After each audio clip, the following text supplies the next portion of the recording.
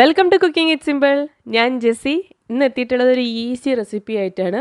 ഒരു മിനിറ്റിനുള്ളിൽ ഉണ്ടാക്കിയെടുക്കാൻ പറ്റുന്ന ഒരു ചോക്ലേറ്റ് മഗ് കേക്കിൻ്റെ റെസിപ്പി ആയിട്ടാണ് എത്തിയിട്ടുള്ളത്. ഇതുണ്ടാക്കാൻ നിങ്ങൾക്ക് പ്രത്യേകിച്ച് ഒരു കൺവെക്ഷൻ ഓവൻ്റെ ആവശ്യമൊന്നുമില്ല. സാധാ മൈക്രോവേവിൽ ഒരു മിനിറ്റിനുള്ളിൽ ഉണ്ടാക്കിയെടുക്കാൻ പറ്റുന്ന ഒരു റെസിപ്പിയാണ്. നല്ല ടേസ്റ്റാണ് കഴിക്കാൻ. നിങ്ങൾക്കിപ്പോൾ പെട്ടെന്ന് ഒരു കേക്കൊക്കെ കഴിക്കാൻ ഒരു ആഗ്രഹം തോന്നുകയാണെന്നുണ്ടെങ്കിൽ എളുപ്പത്തിൽ ചെയ്തിട്ട് കഴിക്കാൻ പറ്റുന്ന ഒന്നാണ്. നല്ല ടേസ്റ്റാണ് കഴിക്കാൻ. എല്ലാവരും ട്രൈ ചെയ്ത് നോക്കുക.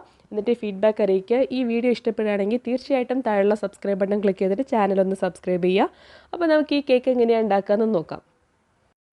ആദ്യം തന്നെ ഞാൻ ഒരു ബൗളിൽ 2 ടേബിൾ സ്പൂണ് പഞ്ചസാര എടുത്തിട്ടുണ്ട്.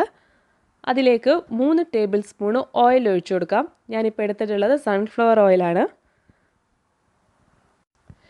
ഇതിപ്പം ഒരാൾക്ക് കഴിക്കാൻ പറ്റുന്ന മഗ് കേക്കിൻ്റെ റെസിപ്പിയാണ് കേട്ടോ പറയുന്നത്. ഇനി ഇതിലേക്ക് ഞാൻ 3 ടേബിൾ സ്പൂണ് പാൽ ഒഴിച്ചു കൊടുക്കുന്നുണ്ട്. പാലെടുക്കുന്ന സമയത്ത് എപ്പോഴും റൂം ടെമ്പറേച്ചറിലുള്ള പാലെടുക്കണം. തണുത്ത പാൽ ഉപയോഗിക്കാനേ പാടില്ല. ഇതെല്ലാം കൂടെ നമുക്ക് നന്നായിട്ടൊന്ന് മിക്സ് ചെയ്തിട്ടെടുക്കാം.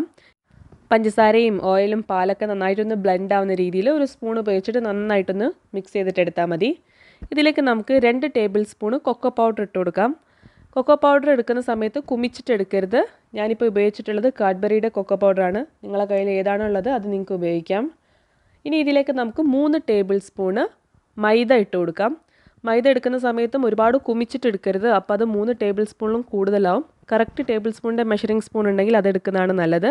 ഇതിലേക്ക് ഒരു 1/4 ടീസ്പൂണ് ബേക്കിംഗ് പൗഡർ കൂടെ ചേർത്ത് കൊടുക്കാം. ബേക്കിംഗ് സോഡയല്ല, പൗഡറാണ് ചേർത്തിട്ടുള്ളത്. ഇതെല്ലാം കൂടെ നമുക്ക് നന്നായിട്ട് മിക്സ് ചെയ്യാം. ഒരു സ്പൂൺ ഉപയോഗിച്ചിട്ടോ ഇതുപോലെയുള്ള ഒരു വൈഡ് വിസ്ക് ഉപയോഗിച്ചിട്ടോ നിങ്ങൾക്ക് നന്നായിട്ട് ഇത് മിക്സ് ചെയ്തിട്ടെടുക്കാം. ഈ ഒരു കൺസിസ്റ്റൻസിയിലാണ് നമ്മുടെ ബാറ്റർ ഉണ്ടാവുക. ഇതുപോലത്തെ തിക്കായിട്ടുള്ള ബാറ്ററായിട്ട് തന്നെ വേണം.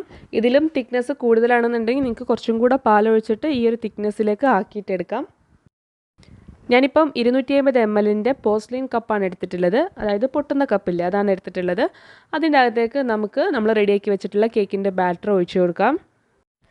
ഇത്രയേ ഉള്ളൂ പരിപാടി. ഇനി നമുക്കിത് ബേക്ക് ചെയ്യാനായിട്ട് വെക്കാം. ഞാനിപ്പോൾ ഇത് ഓണിനകത്ത് വെച്ചിട്ടുണ്ട്.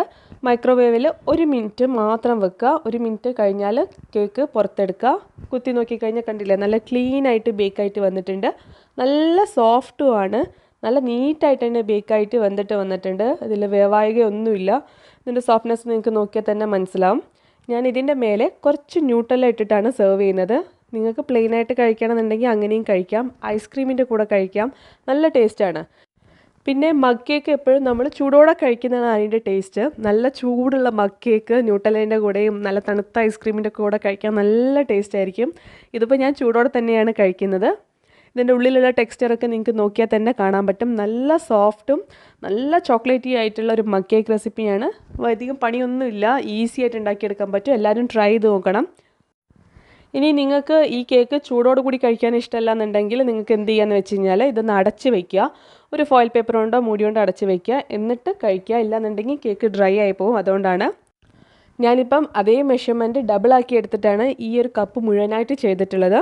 പക്ഷേ ഇത് 2 പേർക്ക് കഴിക്കാനുള്ളത് ഉണ്ടാവും. അപ്പോൾ ഏറ്റവും ബെസ്റ്റ് മറ്റേ മെഷർമെൻറ്റ് തന്നെ ചെയ്യുന്നതാണ്. ഇത് ബേക്ക് ചെയ്യാനായിട്ട് ഞാൻ ഏകദേശം 1.5 മിനിറ്റോളം എടുത്തു. നേരെ ഡബിളാക്കി എടുത്തിട്ടുള്ളതാണ്. നിങ്ങൾക്ക് ഇനി അങ്ങനെ ചെയ്യണമെന്നുണ്ടെങ്കിൽ അങ്ങനെയും ചെയ്യാം. അപ്പോൾ എല്ലാവരും ട്രൈ നോക്കുക, ഫീഡ്ബാക്ക് അറിയിക്കുക. Thank you for watching.